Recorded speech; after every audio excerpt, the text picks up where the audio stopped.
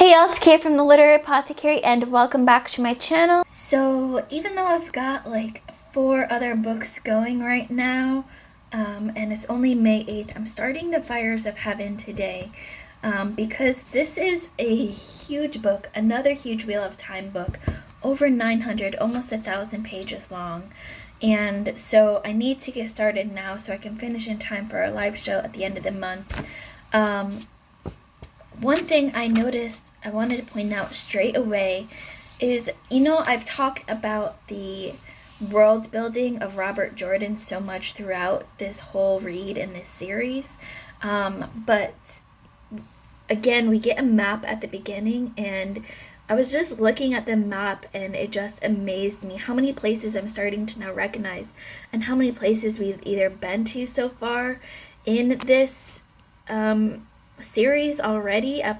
We're now at book 5, or at least heard of. It's just a huge world that Robert Jordan does so well building. I'm going to flip this around and just show you the immensity of this world. Tenchico, Tarban, Emmons Field, of course, is where we started. Barillon, Falme we've heard about, Andor, of course, Altera, Ilion, up there's Tarvalin, Caharan, just all of these places that we've heard of and been to. Just wanted to show this breadth of this world. That's a huge world that we've already been through, and we're only at book 5.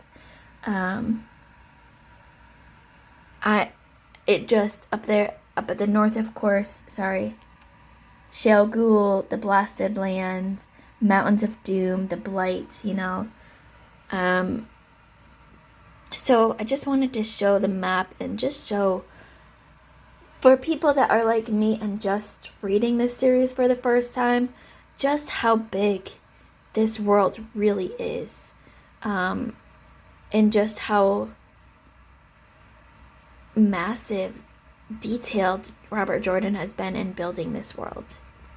So this is a great prologue. We get 2 important meetings happening.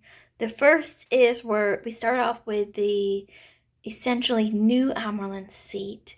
Elida, and Padden Fane comes to meet her. She is looking for information from him on Rand al'Thor, and he's looking for ways to use her to get to Rand. And then we go to the Forsaken. 4 of the Forsaken come together, including Lanfear, of course, and they're working out a plan to control Rand and hand him over to the Dark Lord. We learn that 4 Forsaken are dead. 1 has gone over to the other side. That was Asmodean, who at the end of the last book, Rand had defeated and kind of controlled, blackmailed, however you want to say it, convinced him to help Rand control his powers. So that's where their Forsaken stand now. And these are 2 big meetings to start off this big book, and I can't wait to see where this goes. So in chapter 1 of The Fires of Heaven, we are back in Caemlyn with Queen Morghese, and something is amiss. We've got her advisor, Gabriel, that we've been warned of before. We see his interaction with her, and I don't know, and I might have missed something. It seems like he's Aes Sedai, maybe one of the Forgotten. He is definitely influencing her with some kind of magic force, something she is not herself in this chapter, and I am scared for her, because I really like her as a character, so I am very nervous to see what's happening to her character. So through 5 chapters now in The Fires of Heaven, So far, this book is revolving mostly around Rand. He is trying to still gather together, round up all of the Aiel clans. He's got, I think, 4 out of the 6, they said. We've got Egwene with the Wise Ones. She's trying to learn how to dreamwalk properly and control everything there. Moraine is also with her. We got one really short chapter with Matt, and he's considering going back to Two Rivers to see how things are and check on Perrin. And that's kind of where we're at so far. There's not a lot else that's there. So this month somehow is flying by. I am really hoping to get this done by the live show. We'll see. So, chapter 14 in the Fires of Heaven. In this chapter, we are back with, we're back in Nynaeve's point of view, essentially, and she is talking to Brigetta. Brigetta is, if you can't remember, because I couldn't, I had to ask Leslie and look it up. She's one of the 100 companions who answers the Horn of Valir. She's a hero from the Age of Legends, one of them. So, Brigetta tells her that there are forgotten everywhere in her world now. So she needs to be careful and tread lightly. And then we kind of learned that through different events, through different points of views. But now Nynaeve has to relay this message on and essentially admit that she's been talking to this woman. We also learned through Nynaeve's point of view that Rand's ego has grown tremendously, and he's now telling Moraine what to do, and Nynaeve's like, no, we can't have that. Men can't tell Aes Sedai what to do.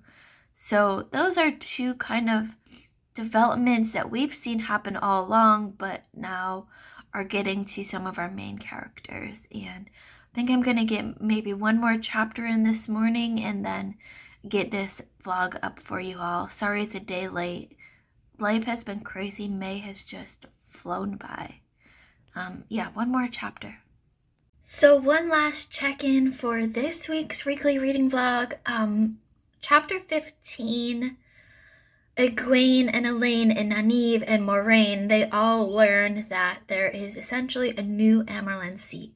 We learned this in the last book because we saw essentially the takeover happen, but they are now just learning this through a letter that I believe, if I remember correctly, Egwene read first and then passed on to Elaine, and then Elaine passed on to Nynaeve, and so on and so on. So they've now just learned of this, and they're trying to figure out what best to do. There's a kind of a warrant essentially out for Moraine now, and things are starting to really, really get crazy. I know I've said that a lot, but they're starting to really get crazy now. So I am really excited to see where this book goes and where this whole story goes. And now that I have finished Wistful Ascending, Fires of Heaven will be my main focus this next week. We may be pushing our live show back. Depends on how much progress we all make. I think only Leslie has finished it so far. So we may push our live show back, but there will be updates when we know for sure. But definitely going to focus more on Fires of Heaven now that I've gotten my other live show book out of the way. So I can't wait to see where this is going. I am currently up to chapter 19, I think it is. And so far, from my last check-in to here, it's a couple chapters further in. What has happened? So Nynaeve and Elaine have run into Galed, who is Elaine's half-brother, stepbrother, and he has turned White Cloak, which kind of, I mean, if you have looked into the signs throughout the first couple books, you could tell based on his demeanor and his personality that this was going to happen sooner or later. Elaine is completely shocked. She now thinks that he is going to bring her either back to the White Tower or back to her mother, Queen Morghese, and she does not trust him at all. She tells Nynaeve that they've got to go. They've got to leave, and now they're on the run, basically, with Tom Merlin and Huron, I think. What else do we have? And then we're in, we get a chapter with Landrin, and we find out that Mohigan, the Forsaken that Nynaeve fought off but did not kill, is now hooked up with Liandrin, and Mohigan has sent Liandrin and the other Black Ajas to find Nynaeve and bring her back to Mohigan. And now I'm in the middle of a chapter where we're with Queen Morghese. She has just found out that Gabriel has been controlling her this whole time. If I remember correctly, Gabriel is one of the Forsaken in disguise, and that's how he's controlling Morghese, and all of her supporters have been sent out just about, so now she's trying to get away from him. And that's, where we're at now, and things are happening in this book. They happen slowly, but they do happen. So, of course, trying to get ready for the live show next weekend, I'm going to try to read as much as I can in this book. We'll see how far I can get. If I can finish it by Saturday in a week, that would be incredible, but I doubt that I have that power, but we'll see. In chapter 19, in the Fires of Heaven, our old pal Padan Fane gets a hold of the cursed dagger again. The dagger that Matt had that almost killed him. The dagger that he has been hunting this whole time. So yeah, he says he feels whole now with it again. And I have a feeling this is going to lead to something very, very, very bad. Yeah. So I'm up to chapter 36 now, and things are starting to happen that will maybe have ramifications after, further on. So Moghedien and Liandrin trap Nynaeve in the dream world, and Moghedien threatens Nynaeve. She says she's going to turn her into a silver horse, that whenever she travels to the dream world, she's going to become. Right after she says this, Liandrin is begging Moghedien to take her with her. Moghedien is pierced by an arrow, and Nynaeve gets taken out of the dream world.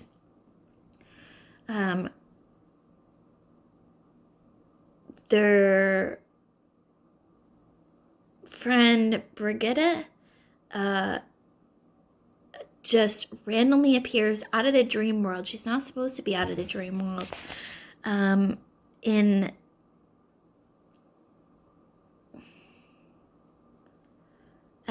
In Tom's room, Tom and the other guy who I can't remember his name right now come to Elaine and Nynaeve's room with her, and she's still alive. Nynaeve thought she had killed her by her actions. She's still alive. And then the real kicker in these chapters, the very end of chapter 35, Nynaeve tries to heal her. She can't. Elaine bonds to her like a warder. She becomes a female warder, We haven't seen this in the series yet. I don't know if this has ever happened in their world before. Usually the warders are males. We haven't really heard of a female warder, so this is potentially huge. I'm really interested to see where this is going from here. So, correction that I've kind of learned through continuing my reading. Back after I finished chapter 36, I had mentioned that Elaine has now learned how to figure out how to bond like a warder, which is true, but I think I kind of hinted at, because I knew where my thoughts were at that moment, that Elaine was becoming the warder. But as I continued to read on, I learned that Brigitta is becoming essentially the warder, and Elaine is still the Aes Sedai but is now bonding with the warder, but she's still talking about bonding with Rand too, so it's a little bit convoluted and confusing, but I just had to come in and say that quick note there in case anyone got the wrong idea. I have corrected myself in at least that instance and who is the actual warder. So Matt has left Rand, and Rand has now accepted that in order to win the final battle, he's going to need Matt and Perrin back, which is what we've known pretty much all along. That's the legend. But Rand has finally accepted that. So yeah, I've got like less than 200 pages to go. So I think I'll definitely make it before the live show, and I'm really excited to see how this is going to end. Up to chapter 45 now, I think. Yeah, 45 in the Fires of Heaven. So Matt is like encircled in this fight. He's trying to escape and he can't escape. People just keep coming back to him as a leader and whatnot. Rand has won his battle. And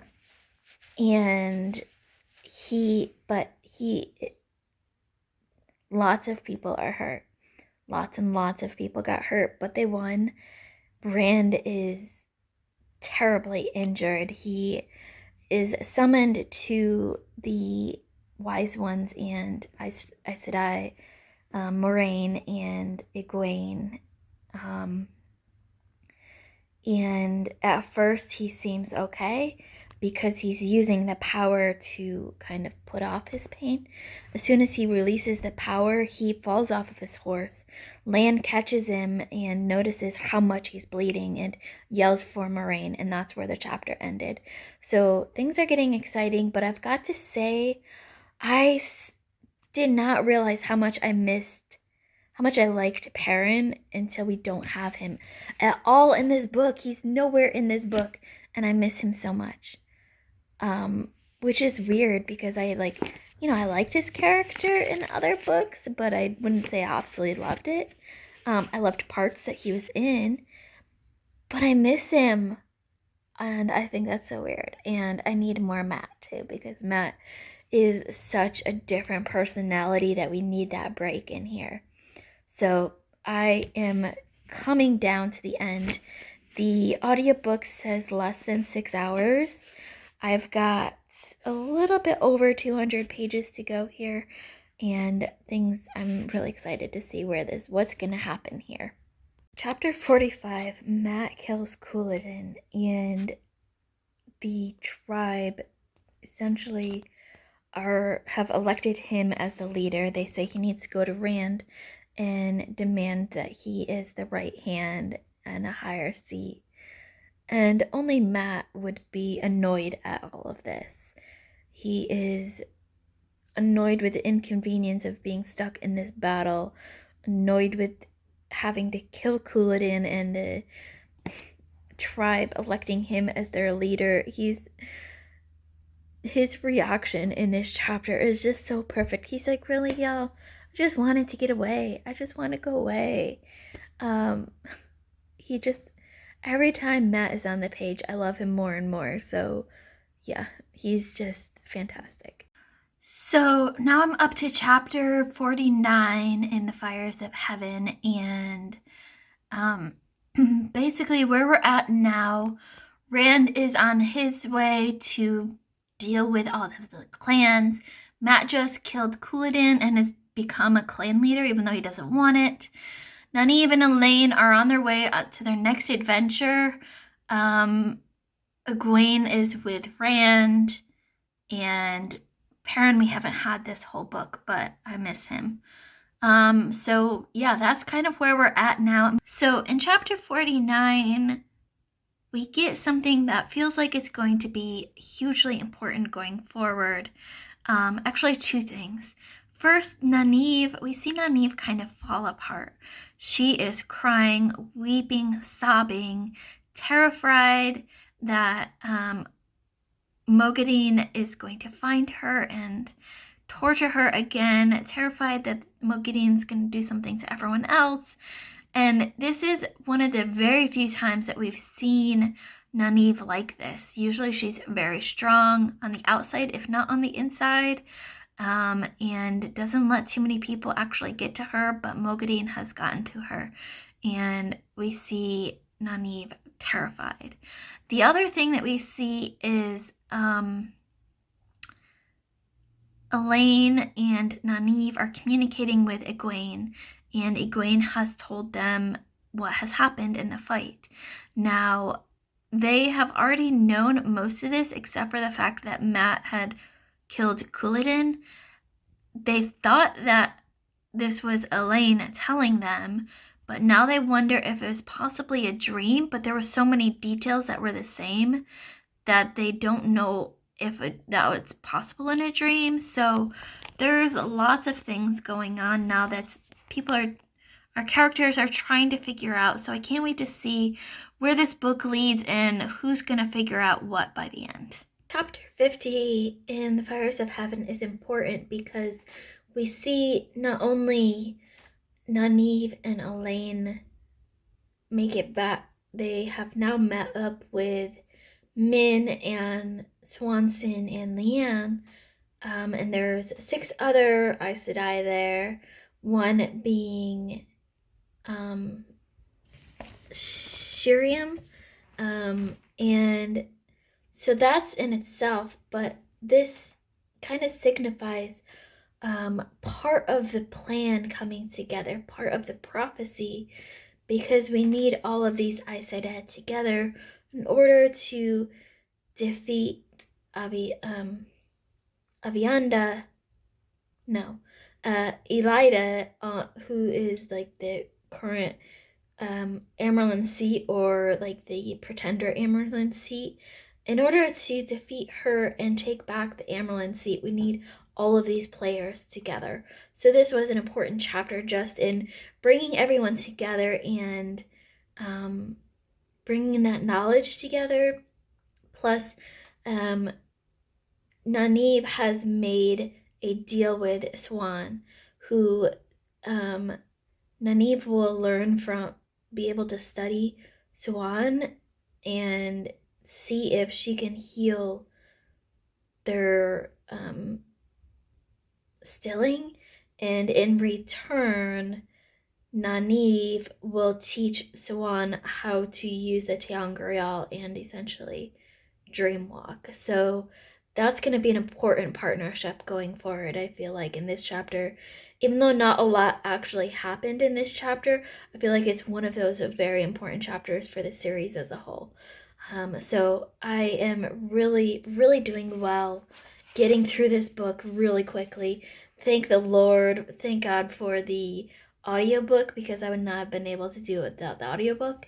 I have a little bit over 100 pages to go, and we are getting to that point where I don't want to stop reading, but yeah, so that's it for now. We'll check in again soon. So the important things just keep coming in this book.